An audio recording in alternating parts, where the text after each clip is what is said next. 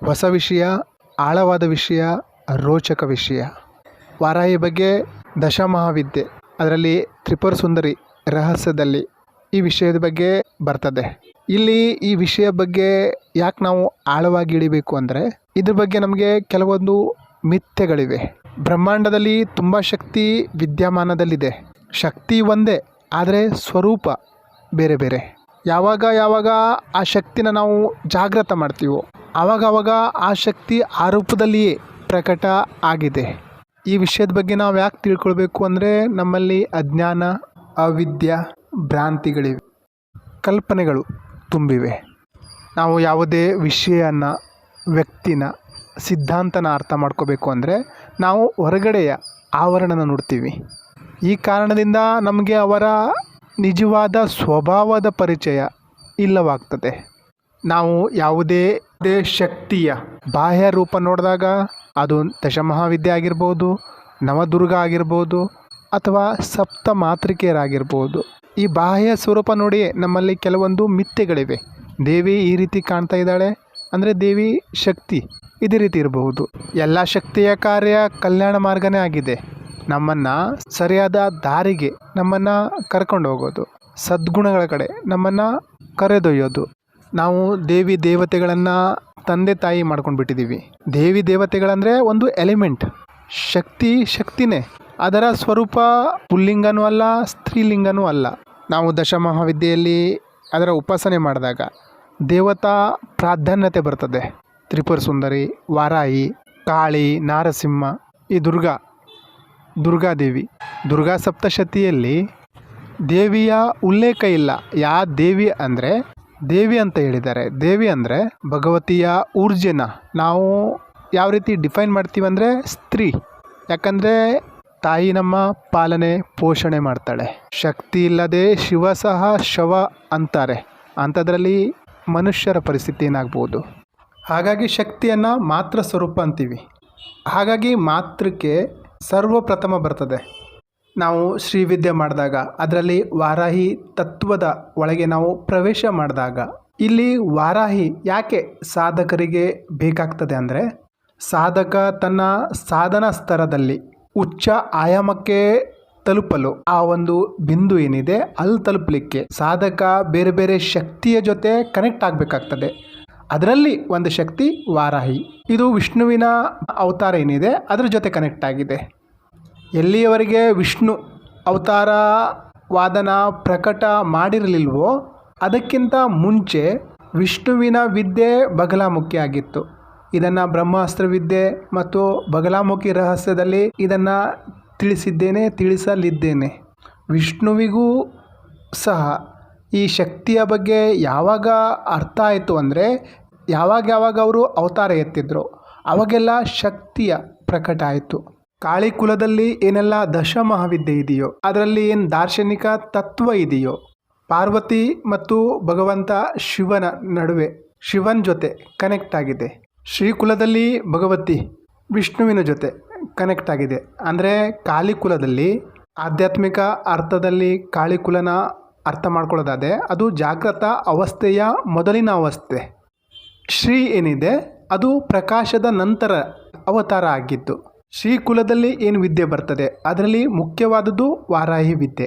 ಶ್ರೀಕುಲದಿಂದ ನೀವು ಹೋದಾಗ ಅದರಲ್ಲಿ ವಾರಾಹಿ, ಶ್ಯಾಮಲ, ಮಾತಂಗಿ, ಬಾಲ, ಭೈರವಿ, ಮಹಾಗಣಪತಿ ಈ ಕ್ರಮದ ಮೂಲಕ ನೀವು ಹಾದು ಹೋಗಬೇಕಾಗ್ತದೆ. ಕಾಳಿಕುಲದಲ್ಲಿ ಬೇರೆ ಥರ ಇರ್ತದೆ. ಶ್ರೀವಿದ್ಯೆ ಎರಡರಲ್ಲೂ ಬರ್ತದೆ. ಇಲ್ಲಿ ವಾರಾಹಿ ಬಗ್ಗೆ ಯಾಕೆ ಹೇಳ್ತಾ ಇದ್ದೀನಿ ಅಂದರೆ, ವಾರಾಹಿ ನವರಾತ್ರಿ ಏನು ಬಂದಿದೆ, ಇಲ್ಲಿ ನಾವು ವಾರಾಹಿಯ ಬೇರೆ ಬೇರೆ ಹೆಸರುಗಳ ಜೊತೆ ಬೇರೆ ಬೇರೆ ರೂಪನ ಪೂಜೆ ಮಾಡ್ತೀವಿ. ಹಾಗಾಗಿ ಈ ಶಕ್ತಿ ಏನು ಹೇಳ್ತದೆ, ಏನು ಹೇಳಿಕ್ಕೆ ಬಯಸ್ತದೆ ಅದನ್ನು ಅರ್ಥ ಮಾಡ್ಕೊಳ್ಳೋಣ. ಭಗವತಿ ವಾರಾಹಿಯ ದಾರ್ಶನಿಕ ಸ್ವರೂಪ ಏನು ಅನ್ನೋದನ್ನು ಅರ್ಥ ಮಾಡ್ಕೊಳ್ಳೋಣ. ಯಾಕಂದರೆ ವಾರಾಹಿನ ನಾವು ಕೇವಲ ದಂಡನಾಯಕನ ರೂಪದಲ್ಲಿ ಆರಾಧಿಸುತ್ತೇವೆ, ಅಥವಾ ವಾರಾಹಿ ಸಪ್ತ ಮಾತೃಕೆಯರಲ್ಲಿ ಬರ್ತದೆ ಅನ್ನೋದು ಅಷ್ಟೇ ನಮ್ಗೆ ಗೊತ್ತಿದೆ. ಆದರೆ ವಾರಾಹಿ ಸ್ವಯಂ ಒಂದು ದೊಡ್ಡ ಶಕ್ತಿ. ಈ ದೇವಿನ ದಕ್ಷಿಣ ಭಾರತ ಕಡೆ ಜಾಸ್ತಿ ಪೂಜಿಸ್ತಾರೆ. ವಾರಾಹಿ, ಮಹಾವಾರಾಹಿ, ವಾರ್ತಾಳಿ ರೂಪದಲ್ಲಿ ಪ್ರಚಲಿತ ಇದೆ. ವಾರಾಹಿ ಮತ್ತು ಮಾತಂಗಿ ಶ್ರೀವಿದ್ಯೆಯಲ್ಲಿ ಒಂದು ಮಂತ್ರಿಣಿ, ಇನ್ನೊಂದು ದಂಡನಾಯಕಿ. ಶ್ರೀವಿದ್ಯೆಯಲ್ಲಿ ಒಬ್ಬರು ಸೇನಾಪತಿ, ಇನ್ನೊಬ್ಬರು ಮಂತ್ರಿಣಿ ವಿದ್ಯೆ. ಒಬ್ಬರು ದಂಡನಾಥ, ಒಬ್ಬರು ಮಂತ್ರಿಣಿ. ದಂಡನಾಥ ಅಂದರೆ ಸೇನೆಯ ರಕ್ಷಣೆ ಮಾಡುವಂಥವರು. ದಂಡನಾಥನ ವಾಸ್ತವಿಕ ಸ್ವರೂಪ ಪ್ರಕಟ ಆಗೋದು ಭಗವತಿ ಬಗಲಾಮುಖಿ ಹತ್ರ, ಭಗವತಿ ಬಗಲಾಮುಖಿಯ ಜೊತೆ. ಬಗಲಾಮುಖಿ ದೇವಿ ಗರ್ಭಿತ ರೂಪದಲ್ಲಿ ಶ್ರೀವಿದ್ಯೆಯಲ್ಲಿ ವಾರಾಹಿ ರೂಪದಲ್ಲಿದೆ. ಯಾಕಂದರೆ ಭಗವತಿ ಬಗಲಾಮುಖಿ ಸಹ ದಂಡನಾಯಕಿ, ಶ್ರೀವಿದ್ಯೆಯ ಪ್ರಧಾನ ಸೇನಾಧಿಪತಿ.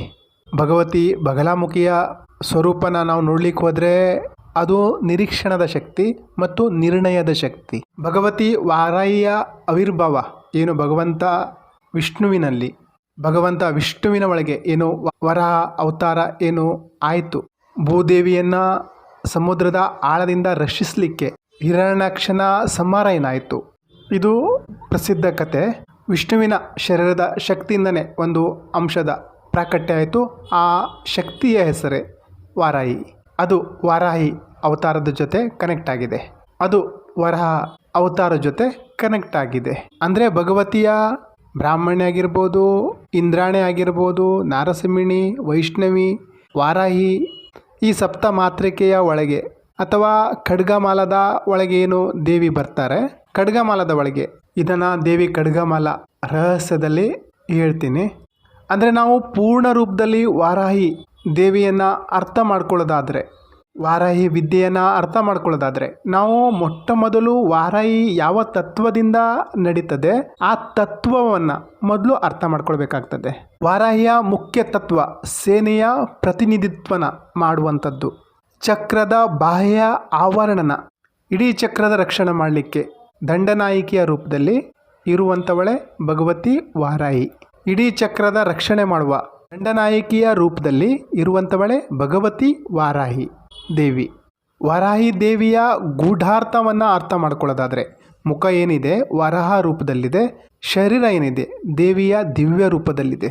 ವಿಷ್ಣುವಿನ ಅವತಾರದಲ್ಲೂ ನಾವು ವಿಷ್ಣುವಿನ ಮುಖನ ನರಸಿಂಹ ರೂಪದಲ್ಲೂ ಇದೆ, ಕೂರ್ಮ ರೂಪದಲ್ಲೂ ಇದೆ, ಮತ್ಸ್ಯ ರೂಪದಲ್ಲಿದೆ, ವಾಮನನ ರೂಪದಲ್ಲಿದೆ, ಪರಶುರಾಮನ ರೂಪದಲ್ಲಿದೆ. ಭಗವಾನ್ ವಿಷ್ಣು ಬೇರೆ ಬೇರೆ ರೂಪಧಾರಣೆ ಮಾಡಿದ್ದಾರೆ. ಅದೇ ರೀತಿ ಇಲ್ಲಿ ದೇವಿ ಸಹ ಶಕ್ತಿಯದ್ದು ಸಹ ವಿಕ್ರಾಂತಿ ಆಗ್ತದೆ. ಹಾಗೆ ಇಲ್ಲಿ ಈ ರೂಪ ಇದೆ, ವರಾಹ ರೂಪಂ. ಆದಿಪರ್ವದ ಒಳಗೆ ವಿಷ್ಣುವಿನ ಜೊತೆ ಈ ವಿದ್ಯೆ ಅಂತೂ ಇದ್ದೇ ಇತ್ತು. ಆದಿಪರ್ವದಲ್ಲಿ ದೈತ್ಯರ ಏನು ಸಂಹಾರ ಆಗ್ತಾ ಇತ್ತು, ರಕ್ತ ಬೀಜಾಸುರನ ಏನು ಸಂಹಾರ ಮಾಡಲಿಕ್ಕೆ ಕಾಳಿಯ ಅವತಾರ ಏನಾಯಿತು, ಮಹಾಕಾಳಿನ ರಕ್ಷಿಕಾ ರೂಪದಲ್ಲಿ ಭಗವತಿ ವಾರಾಹಿ ದೇವಿ ಪ್ರಾಕಟ್ಯ ಮಾಡಿದ್ರು. ಅಂದರೆ ಇಲ್ಲಿ ಶಕ್ತಿ ಪ್ರಕಟ ಆಗ್ತದೆ, ಶಕ್ತಿ ಜನ್ಮ ಪಡೆಯಲ್ಲ. ಶಕ್ತಿಯ ಉದ್ಭವ ಏನಾಗಿದೆ ಅದು ಎಲ್ಲ ಪ್ರಕಟ ಆಗಿದೆ. ಅನಿಶ್ಚಿತ ಕಾಲಕ್ಕಾಗಿ ಶಕ್ತಿಯ ಪ್ರಾವಿರ್ಭಾವ ಆಗ್ತದೆ, ಶಕ್ತಿಯ ಪ್ರಾಕಟ್ಯ ಆಗ್ತದೆ. ಇವೆಲ್ಲ ಗುಪ್ತ ರೀತಿಯಲ್ಲಿ ಪ್ರಕಟವಾಗಿರುವಂಥದ್ದು. ಶಾಸ್ತ್ರದಲ್ಲೂ ಸಹ ಕೆಲವೊಂದನ್ನು ಗುಪ್ತ ರೂಪದಲ್ಲೇ ಹೇಳಿದ್ದಾರೆ. ಆದರೆ ಅದನ್ನು ನಾವು ಡಿಕೋಡ್ ಮಾಡಲಿಕ್ಕೆ ಅಸಮರ್ಥರಾಗಿದ್ದೇವೆ. ನಾವು ಏನು ಹೇಳಿದ್ದಾರೋ ಆ ಪ್ರತೀಕವನ್ನೇ ಪೂಜೆ ಮಾಡ್ತಾ ಇದ್ದೀವಿ, ಒಳ ಅರ್ಥವನ್ನು ಡಿಕೋಡ್ ಮಾಡ್ತಾ ಇಲ್ಲ. ಈಗ ನಾವು ಏನು ಮಾಡ್ತಾ ಇದ್ದೀವಿ ಅಂದರೆ, ಭಗವದ್ಗೀತೆಯಲ್ಲಿ ಶ್ರೀಕೃಷ್ಣ ಪರಮಾತ್ಮ ಭಗವದ್ಗೀತೆಯಲ್ಲಿ ಈ ರೀತಿ ಹೇಳಿದ್ದಾರೆ ಅಂತ ಅವರು ಇನ್ನೂ ಹೇಳೇ ಇಲ್ಲ. ಅದನ್ನು ನಾವು ಹೇಳಿಬಿಟ್ಟು ಭಗವಂತ ಕೃಷ್ಣನ ಮೇಲೆ ಹಾಕ್ತಾ ಇದ್ದೀವಿ. ನಾನಿವಾಗ ಸ್ಟೇಟಸಲ್ಲೆಲ್ಲ ನೋಡ್ತೀವಿ, ಭಗವಂತ ಕೃಷ್ಣ ಹೀಗೆ ಹೇಳಿದ್ದಾರೆ, ಹಾಗೆ ಹೇಳಿದ್ದಾರೆ. ಅದು ಆ್ಯಕ್ಚುಲಿ ಭಗವಂತ ಕೃಷ್ಣ ಹೇಳೇ ಇಲ್ಲ ಭಗವದ್ಗೀತೆಯಲ್ಲಿ. ನಾವು ಹೇಳಿಬಿಟ್ಟು ಅದನ್ನು ಭಗವಂತ ಕೃಷ್ಣನ ಮೇಲೆ ಹಾಕ್ತಾ ಇದ್ದೀವಿ. ಶಾಸ್ತ್ರದಲ್ಲಿ ತುಂಬ ವಿಷಯನ ಗುಪ್ತವಾಗಿ ಹೇಳಲಾಗಿದೆ. ಯಾರು ಅದರ ಪಠಣೆ ಆಗಲಿ ಡಿಕೋಡ್ ಆಗಲಿ ಮಾಡಿಲ್ಲ. ಕೇವಲ ಆಡಂಬರನ ಬಾಹ್ಯ ರೂಪದಲ್ಲಿ ಅದನ್ನು ಪ್ರತೀಕವನ್ನಾಗಿ ಮಾಡ್ಕೊಂಡಿದ್ದಾರೆ. ವೇದದ ಸಮಯ ಬೇರೆ ಇತ್ತು, ಪುರಾಣದ ಸಮಯ ಬೇರೆ ಇತ್ತು, ಮೀಮಾಂಸಾ, ತತ್ವಜ್ಞಾನ, ಆಗಮ ಬಂತು. ಇವೆಲ್ಲ ಸಮಯ ಬೇರೆ ಬೇರೆ ಆಗಿತ್ತು. ಆದರೆ ನಾವು ಯಾವ ತತ್ವದ ಸಾಧನೆ ಮಾಡ್ತಾ ಇದ್ದೀವೋ ಆ ತತ್ವನ ಎಷ್ಟು ಅರ್ಥ ಮಾಡ್ಕೊಂಡಿದ್ದೀವಿ ಅನ್ನೋದು ಮುಖ್ಯ ಆಗ್ತದೆ. ಭಗವತಿ ವಾರಾಹಿ ಸಪ್ತಮಾತೃಕೆಯರಲ್ಲಿ ಒಬ್ಬರು. ಸಪ್ತಮಾತೃಕೆಯೇ ಆದ ಕಾರಣ ಅವರು ಆಜ್ಞಾಚಕ್ರದಲ್ಲಿ ಇರುವಂತಹ ದೇವಿ. ಭಗವತಿಯೇ ವಾರಾಹಿ ತತ್ವ ಗಂಧ ತತ್ವ ಪೃಥ್ವಿ ತತ್ವದೊಂದಿಗೆ ಕನೆಕ್ಟ್ ಆಗಿದ್ದಾಳೆ. ಹಾಗಾಗಿ ಮೂಲಾಧಾರ ಜೊತೆನೂ ಇದ್ದಾಳೆ, ಆಜ್ಞಾಚಕ್ರ ಜೊತೆನೂ ಕನೆಕ್ಟ್ ಆಗಿದ್ದಾಳೆ. ಪೃಥ್ವಿಯಿಂದ ಗಂಧ ತತ್ವ ಏನು ಹೊರಹೊಮ್ಮುತ್ತದೆ. ಹಾಗಾಗಿ ವಾರಾಹಿ ಮೂಲಾಧಾರದಲ್ಲಿ ಇದ್ದಾಳೆ, ಪೃಥ್ವಿಯ ಜೊತೆ ಗಂಧ ತತ್ವ ಕನೆಕ್ಟ್ ಆಗಿದೆ. ಹಾಗಾಗಿ ವಾರಾಹಿ ಮೂಲಾಧಾರದಲ್ಲಿಯೂ ಇದ್ದಾಳೆ. ಜಲತತ್ವದೊಂದಿಗೆ ರಸ ಕನೆಕ್ಟ್ ಆಗಿದೆ. ಮಣಿಪುರದ ಜೊತೆ ಅಗ್ನಿ ಕನೆಕ್ಟ್ ಆಗಿದೆ. ಇದೆಲ್ಲ ನಿಮಗೆ ಗೊತ್ತೇ ಇದೆ, ಇದನ್ನು ಹೇಳುವ ಅವಶ್ಯಕತೆ ಇಲ್ಲ ಅಂದ್ಕೊಂಡಿದ್ದೀನಿ. ಯಾವಾಗ ಮೂಲಾಧಾರ ಚಕ್ರದೊಳಗೆ ನಾವೇನು ಗಂಧ ತತ್ವ ಅಂತೀವಿ, ಇದನ್ನು ಅರ್ಥ ಮಾಡ್ಕೊಳ್ಳೋದಾದರೆ ಯಾವುದೇ ವಸ್ತುವಿನ ಸುಗಂಧನ ಪ್ರಾಪ್ತಿ ಮಾಡ್ಕೊಳ್ಳೋದಾದರೆ, ಯಾವುದೇ ವಸ್ತುವಿನ ಗಂಧನ ಪ್ರಾಪ್ತಿ ಮಾಡ್ಕೊಳ್ಳೋದಾದರೆ ಆ ವಸ್ತುವಿನ ಅನಲೈಸಿಸ್ ಮಾಡೋಂತಹ ಕೆಲಸ ಮಾಡೋದೇ ವಾರಾಹಿ. ಎಲ್ಲಿಯವರೆಗೆ ಸಾಧಕನನ್ನು ಪೂರ್ತಿಯಾಗಿ ಅರ್ಥ ಮಾಡ್ಕೊಳ್ಳಲ್ವೋ ಅಲ್ಲಿ ತನಕ ವಾರಾಹಿ ಚಕ್ರದೊಳಗೆ ಪ್ರವೇಶ ಮಾಡಲಿಕ್ಕೆ ಬಿಡಲ್ಲ. ನಮ್ಮನ್ನು ಪರೀಕ್ಷೆ ಮಾಡದೆ ಚಕ್ರದೊಳಗೆ ಪ್ರವೇಶ ಸಿಗಲ್ಲ, ಚಕ್ರದೊಳಗೆ ಪ್ರವೇಶ ನಮ್ಗೆ ಕೊಡಲ್ಲ. ಎಲ್ಲಿಯವರೆಗೆ ಸರ್ವ ಸಂಮೋಹನ ಚಕ್ರದೊಳಗೆ ವಾರಾಹಿ ಇರ್ತಾಳೋ ಅಲ್ಲಿ ನಮಗೆ ಪ್ರವೇಶ ಸಿಗಲ್ಲ. ನಾವು ಸ್ಟೆಪ್ ಅಪ್ ಆದರೆ ವಾರಾಹಿಯ ಎಂಟ್ರಿ ಆಗ್ತದೆ. ನಂತರ ಮಾತಂಗಿ. ಇವೆರಡು ವಿದ್ಯೆನ ನಾವು ಸರಿಯಾಗಿ ಅರ್ಥ ಮಾಡ್ಕೊಳ್ಳದೆ ನಾವು ಶ್ರೀವಿದ್ಯೆಯ ಒಳಗೆ ಪ್ರವೇಶ ಮಾಡಲಿಕ್ಕೆ ಆಗೋದೇ ಇಲ್ಲ. ನಾವು ಶ್ರೀಚಕ್ರದೊಳಗೆ ಪೂರ್ಣ ರೂಪದಲ್ಲಿ ಎಂಟ್ರಿ ಮಾಡಲಿಕ್ಕಾಗಲ್ಲ, ಪ್ರವೇಶ ಪಡೀಲಿಕ್ಕೆ ಆಗಲ್ಲ. ಸಾಧಕನ ಒಳಗಿರುವಂತಹ ಶಕ್ತಿ ಅರಳಲಿಕ್ಕೆ ಈ ಸಿದ್ಧಿಯ ಅವಶ್ಯಕತೆ ಇದೆ. ಹಾಗಾಗಿ ಬಂಡಾಸುರನ ಜೊತೆ ಯುದ್ಧ ಆದಾಗ ಆ ಯುದ್ಧದಲ್ಲಿ ಒಂದೇ ಸಲ ಭಗವತಿ ತ್ರಿಪುರ ಸುಂದರಿ ಡೈರೆಕ್ಟಾಗಿ ಯುದ್ಧ ಮಾಡಿಲ್ಲ. ಮೊದಲು ಸೇನಾಧಿಪತಿಗಳು ಹೋದರು, ಸಪ್ತ ಮಾತೃಕೆಯರು ಹೋದರು, ತುಂಬ ಅವತಾರದ ಪ್ರಾಕಟ್ಯ ಆಯಿತು. ಬ್ರಹ್ಮಾಂಡ ಪುರಾಣದಲ್ಲಿದೆ. ಬ್ರಹ್ಮಾಂಡ ಪುರಾಣದಲ್ಲಿ ಲಲಿತೆಯ ಪೂರ್ತಿ ವ್ಯಾಖ್ಯಾನ ಏನಿದೆ ಅದರಲ್ಲಿ ಬಂಡಾಸುರನ ಯುದ್ಧದ ಸಮಯದಲ್ಲಿ ಈ ಎಲ್ಲ ದೇವಿಯರು ಪೂರ್ತಿ ಶ್ರೀಚಕ್ರದ ಆಕಾರ ಪಡಿತಾರೆ. ಶ್ರೀಚಕ್ರ, ಶ್ರೀಯಂತ್ರ ಅಂದರೆ ದೇವಿಯ ಆಯುಧ, ರಥ. ಆ ರಥದ ಮೇಲೆ ಕೂತು ದೇವಿ ಯುದ್ಧ ಮಾಡ್ತಾಳೆ. ಒಂದು ಯುದ್ಧನ ಪ್ರತೀಕಾತ್ಮಕ ರೂಪದಲ್ಲಿ ಶಾಸ್ತ್ರದಲ್ಲಿ ತೋರಿಸಿದ್ದಾರೆ, ಒಂದು ಯುದ್ಧ ಪ್ರತೀಕಾತ್ಮಕ ರೂಪದಲ್ಲಿ ಪುರಾಣದೊಳಗೆ ತೋರಿಸಲಾಗಿದೆ, ಇನ್ನೊಂದು ಯುದ್ಧ ಆಂತರಿಕ.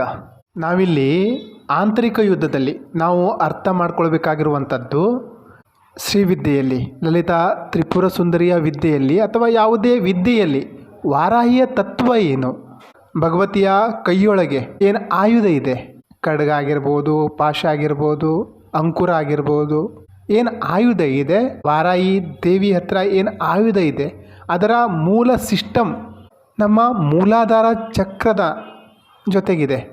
ನಮ್ಮ ಮೂಲಾಧಾರನ ಕ್ಲೀನ್ ಮಾಡೋದಾಗಿದೆ. ಯಾಕೆಂದರೆ ಮೂಲಾಧಾರದಲ್ಲಿ ಮುಖ್ಯವಾಗಿ ಇನ್ಸೆಕ್ಯೂರಿಟಿ ಇದೆ. ಮೂಲಾಧಾರದಲ್ಲಿ ಭಯ, ಲಜ್ಜೆ, ಭ್ರಾಂತಿ, ಸಮಾಜದ ಭಯ ಎಲ್ಲ ಮೂಲಾಧಾರದಲ್ಲಿದೆ. ನಾವು ಮೂಲಾಧಾರದಲ್ಲೇ ಸಿಕ್ಕಾಕೊಂಡಿದ್ದೀವಿ. ಇದರ ಮೇಲೆ ನಾವು ಏಳದೇ ಇಲ್ಲ ಅಂದರೆ, ಮೂಲಾಧಾರದಿಂದ ಮೇಲೆ ಏಳದೇ ಇಲ್ಲ ಅಂದರೆ ಅದರ ಮೇಲೆ ಸ್ವಾಧಿಷ್ಠಾನ ಅಂದರೆ ಸ್ವ ಅಧಿಷ್ಠಾನ, ನಮ್ಮ ಸ್ವಯಂನ ಮೇಲೆ ಅಂಕುಶನ ಹಿಡಿಯೋದು. ಅಂಕುಶನ ಯಾವಾಗ ಹಿಡಿಬೋದು ಅಂದರೆ ಆ ಅಂಕುಶದ ದೇವಿ ಬರಬೇಕಾಗ್ತದೆ. ಹಾಗಾಗಿ ನಾವು ಮೂಲಾಧಾರನ ಗೆಲ್ಲಬೇಕಾಗ್ತದೆ, ನಾವು ಚಕ್ರನ ಗೆಲ್ಲಬೇಕಾಗ್ತದೆ. ನಾವು ಹೊರಗಡೆಯಿಂದ ಶ್ರೀಚಕ್ರ ಪೂಜೆ ಮಾಡ್ತಾ ಇದ್ದೀವಿ, ಆದರೆ ನಮ್ಮ ಜೀವನದಲ್ಲಿ ವಿಕಾರನೇ ಸಮಾಪ್ತ ಆಗಿಲ್ಲ, ಭಯನೇ ಹೋಗಿಲ್ಲ ಅಂದರೆ ಏನು ಪ್ರಯೋಜನ? ಎಲ್ಲಿಯವರೆಗೆ ನಾವು ಈ ಮಾಯೆಯಲ್ಲೇ ಸಿಕ್ಕಾಕೊಂಡಿರ್ತೀವೋ ಅಲ್ಲಿ ತನಕ ವಾರಾಹಿ ದೇವಿ ನಮಗೆ ಯಾವುದೇ ಸಿಗ್ನಲ್ ಕೊಡಲ್ಲ. ವಾರಾಹಿ ಯಾವಾಗ ಸಿಗ್ನಲ್ ಕೊಡ್ತಾಳೆ ಅಂದರೆ ನೀವು ನಿರ್ಭಯದ ತತ್ವದೊಳಗೆ ಪ್ರವೇಶ ಮಾಡಬೇಕು. ವಾರಾಹಿ ಬ್ರಹ್ಮಾಂಡದ ರಕ್ಷಿಕ, ಅದರ ಕೆಲಸನೇ ನಮ್ಮನ್ನು ಪರೀಕ್ಷೆ ಮಾಡೋದು. ಇಲ್ಲಿ ಅರ್ಥ ಮಾಡ್ಕೊಳ್ಳೋದೇನೆಂದರೆ ಭಗವತಿ ಬಗಲಾಮುಖಿ ಸ್ತಂಭಿಣಿ ವಿದ್ಯೆ. ಅದೇ ರೀತಿ ವರಾಹಿ ದೇವಿಯಲ್ಲೂ ಸಹ ಮೂಲ ನೋಡ್ಲಿಕ್ಕೆ ಹೋದರೆ ಅದರ ಶಕ್ತಿ ಸಹ ಸ್ತಂಭನ ಶಕ್ತಿ ಆಗಿದೆ. ಮೂಲಾಧಾರದೊಳಗೆ ಈ ದೇವಿ ಇದ್ದಾಳೆ ಅಂದರೆ ಅದರ ಕಾರಣನೇ ಪ್ರಾಣಶಕ್ತಿನ ಸ್ತಂಭಿತ ಮಾಡಿ, ಕುಂಭಕ ಮಾಡಿ ಅದನ್ನು ಮೇಲ್ಗಡೆ ಹರಿಸೋದು, ಊರ್ಧ್ವ ಗಮನ ಮಾಡುವಂತಹ ಕೆಲಸ ಮಾಡೋದೇ ವಾರಾಹಿ ದೇವಿ. ಹಾಗೆಯೇ ವಾರಾಹಿಯ ಒಂದು ಸ್ವರೂಪ ಇದೆ, ಅದೇ ವಾರ್ತಾಳಿ ಒಂದು ಅಂಶ. ಆಜ್ಞಾ ಚಕ್ರದ ಕೆಳಗಡೆ ನಾಸಿಕದ ಹತ್ರ ಅಲ್ಲಿ ಸ್ಥಿತ ಆಗಿದೆ. ವಾರಾಹಿಯ ಮೂಲ ರೂಪ ನೋಡೋದಾದರೆ ಮೂಲಾಧಾರ, ಯಾಕಂದರೆ ಪೃಥ್ವಿ ತತ್ವ ಗಂಧ ತತ್ವದ ಜೊತೆ ಕನೆಕ್ಟ್ ಆಗಿದೆ. ಪ್ರಜ್ಞಾರೂಪದಲ್ಲಿ ಪ್ರಕಟ ಆದಾಗ ಆಜ್ಞಾ ಚಕ್ರದಲ್ಲಿರ್ತಾಳೆ. ವಾರಾಹಿ ಆಗಿರ್ಬೋದು ಅಥವಾ ವಾರ್ತಾಳೆ ಆಗಿರ್ಬೋದು, ಅದರ ಮುಖ್ಯ ಕೆಲಸ ಸಮಾಚಾರ ಕೊಡೋದು, ವಾರ್ತೆ ಕೊಡೋದು, ಪರೀಕ್ಷೆ ಮಾಡೋದು.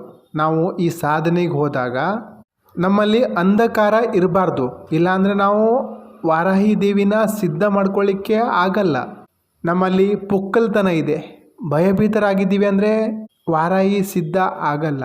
ಯಾಕಂದರೆ ಯಾವುದೇ ಶಕ್ತಿ ಸಿಂಹದ ಮೇಲೆ ಸವಾರಿ ಮಾಡ್ತದೆ. ನಮ್ಮಲ್ಲಿ ಸಿಂಹದ ಹೃದಯ ಇಲ್ಲ ಅಂದರೆ ನಾವು ಬಲವಂತವಾಗಿಲ್ಲ ಅಂದರೆ ನಮಗೆ ಯಾವುದೇ ಶಕ್ತಿ ಸಿದ್ಧಿಯಾಗಲ್ಲ. ಈ ಶಕ್ತಿ ಸಿದ್ಧ ಆಗಲ್ಲ. ಯಾಕಂದರೆ ಶಕ್ತಿ ಯಾವತ್ತೂ ಹುಲಿ ಮೇಲೆ ಅಥವಾ ಸಿಂಹದ ಮೇಲೆ ಸವಾರಿ ಮಾಡ್ತದೆ. ಹುಲಿ ಸಿಂಹ ಅನ್ನೋದು ಪ್ರತೀಕಾತ್ಮಕ. ಆ ಸ್ವಭಾವ ನಮ್ಮಲ್ಲಿರಬೇಕಾಗ್ತದೆ. ಇಲ್ಲಿ ವಾರಾಹಿ ದೇವಿ ಕೋಣದ ಮೇಲೆಯೂ ಸವಾರಿ ಮಾಡ್ತಾ ಇದೆ ಅಥವಾ ಹಂದಿ ಮೇಲೆಯೂ ಸವಾರಿ ಮಾಡ್ತಾ ಇದೆ. ಇದು ಪ್ರತೀಕಾತ್ಮಕ. ಯಾವುದರ ಪ್ರತೀಕ? ಇದನ್ನು ನಾವು ಅರ್ಥ ಮಾಡ್ಕೊಳ್ಬೇಕಾಗ್ತದೆ. ಅಂದರೆ ವಾರಾಹಿ ಮನಸ್ಸಿನ ಮೇಲೆ ಆರೂಢ ಆಗಿದೆ. ಹಾಗಾಗಿ ಕುರಿ ಕೋಣನ ಬಲಿ ಕೊಡುವಂತಹ ಪ್ರತೀತಿ ಇದೆ. ಎಲ್ಲಿಯವರೆಗೆ ನಾವು ನಮ್ಮ ಮನಸ್ಸನ್ನು ಗೆಲ್ಲಲ್ವೋ ಅಲ್ಲಿ ತನಕ ನಾವು ನಮ್ಮ ಇಂದ್ರಿಯಗಳ ಮೇಲೆ ಕಂಟ್ರೋಲ್ ತರಲಿಕ್ಕೆ ಸಾಧ್ಯವಿಲ್ಲ. ಇಂದ್ರಿಯದಿಂದ ಮೇಲೆ ಏಳಿಕೆನೇ ಆಗಲ್ಲ. ಬಿಡಬೇಕಾಗಿರೋದು ಪೃಥ್ವಿ ತತ್ವನ. ಇದನ್ನು ಅರ್ಥ ಮಾಡಿಕೊಂಡ್ರೆ ಸಾಕು. ಪೂರ್ತಿ ರಚನೆಯೊಳಗೆ ಒಂದು ವ್ಯಾಖ್ಯಾನ ಅಂದರೆ ನನ್ನ ಯಾವುದೇ ರಹಸ್ಯ ವಿಡಿಯೋ ನೀವು ನೋಡಿದರೆ ಅದರಲ್ಲಿ ಒಂದು ಸಾರ ಹೇಳೋದಾದರೆ ನಾವು ಪೃಥ್ವಿ ತತ್ವನ ಬಿಡಬೇಕಾಗ್ತದೆ. ಯಾವಾಗ ನಾವು ಪೃಥ್ವಿ ತತ್ವದಿಂದ ಈ ಗ್ರಾವಿಟೇಷನ್ನಿಂದ ಹೊರ ಬರ್ತೀವೋ ಆವಾಗ ನಾವು ತೇಲಿಕ್ಕೆ ಶುರು ಮಾಡ್ತೀವಿ. ಆಮೇಲೆ ನಾವು ಕೆಳಗಡೆ ಅಂತೂ ಬರಲ್ಲ. ಯಾಕಂದರೆ ಅಗ್ನಿನ ವಾಯು ಎಳಿತದೆ, ವಾಯುನ ಆಕಾಶ ಎಳಿತದೆ. ನಾವು ಮೂಲಾಧಾರ ಮತ್ತು ಸ್ವಾಧಿಷ್ಠಾನದಿಂದ ಮೇಲೆ ಏಳಬೇಕು. ಒಂದು ನಮ್ಮನ್ನು ಭಯದಲ್ಲಾಗ್ತದೆ, ಇನ್ನೊಂದು ರಸದಲ್ಲಾಗ್ತದೆ, ಇಚ್ಛೆಯಲ್ಲಾಗ್ತದೆ. ಈ ಎರಡು ಚಕ್ರದಿಂದ ನಾವು ಮೇಲೆದ್ದಾಗ, ಭಯರಹಿತರಾದಾಗ, ಇಚ್ಛಾರಹಿತರಾದಾಗ ನಮ್ಮೊಳಗೆ ತೇಜಸ್ ಮೂಡ್ತದೆ. ಆತ್ಮದ ರಹಸ್ಯ. ವಾರಾಹಿ ದೇವಿ ನಮ್ಮನ್ನು ಕ್ಲೆನ್ಸಿಂಗ್ ಮಾಡ್ತಾಳೆ. ಗಣೇಶ ಸಹ ಮೂಲಾಧಾರದಲ್ಲಿರೋದು, ವಾರಾಹಿ ದೇವಿ ಮೂಲಾಧಾರದಲ್ಲಿರೋದು, ಕಾಳಿ ದೇವಿ ಮೂಲಾಧಾರದಲ್ಲಿದೆ. ಏನೆಲ್ಲ ಶಕ್ತಿ, ಕುಂಡಲಿನಿ ಶಕ್ತಿ ನಮ್ಮ ಮೂಲಾಧಾರದಲ್ಲಿದೆ. ನಮ್ಮೆಲ್ಲ ತೊಂದರೆಗಳಿಗೆ ಕಾರಣವೇ ಮೂಲಾಧಾರದಲ್ಲಿದೆ. ಯಾವಾಗ ನೀವು ಪೃಥ್ವಿ ತತ್ವದಿಂದ ಹೊರಗಡೆ ಯೋಚನೆ ಮಾಡ್ತಿರೋ, ಚಿಂತನೆ ಮಾಡ್ತಿರೋ, ಆವಾಗ ನೀವು ಆಧ್ಯಾತ್ಮಿಕ ವ್ಯಕ್ತಿ ಆಗ್ತೀರ. ಎಲ್ಲಿಯವರೆಗೆ ನಿಮಗೆ ಇಚ್ಛೆ ಪ್ರಗಾಢ ಆಗಿರ್ತದೋ ಅಲ್ಲಿ ತನಕ ನೀವು ಸ್ವಾಧಿಷ್ಠಾನದಲ್ಲಿ ಇರ್ತೀರ. ಒಂದು ಸ್ಟೆಪ್ ಮೇಲೆ ಬಂದಿರ್ತೀರ, ಆದರೆ ಕೆಳಗಡೆ ಬೀಳುವ ಸಾಧ್ಯತೆ ಇದೆ. ನಿಮ್ಮೆಲ್ಲ ಭಯ ಇಚ್ಛೆನ ಆ ಅಗ್ನಿ ತತ್ವದ ಒಳಗೆ ಸುಡಬೇಕಾಗ್ತದೆ. ಮಣಿಪುರ ತತ್ವ ಆ್ಯಕ್ಟಿವೇಟ್ ಆಗೋ ತನಕ ನೀವು ಕಾಯಬೇಕಾಗ್ತದೆ. ಒಂದು ಸಲ ಸ್ವಾಹ ಆದಮೇಲೆ ನಿಮ್ಮ ಎನರ್ಜಿ ಊರ್ಧ್ವಗತಿ ಆಗ್ತದೆ. ಆವಾಗ ನೀವು ಸಾಧಕರಾಗ್ತೀರ. ಆವಾಗ ನೀವು ಮೇಲಿನ ಕ್ರಾಂತಿ ಮಾಡಲಿಕ್ಕೆ ತಯಾರಾಗ್ತೀರ.